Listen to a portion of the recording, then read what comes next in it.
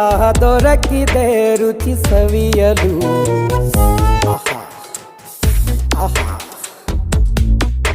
ಈ ಜಗವಿದೆ ನವರಸಗಳ ಉಣಬಡಿಸಲು. ಬಿಸಿ ಬಿಸಿ ಇದೆ, ಬಿಸಿ ಬಿಸಿ ಇದೆ ನಳಪಾಕ ದಿನ ದಿನ ನೂತನ.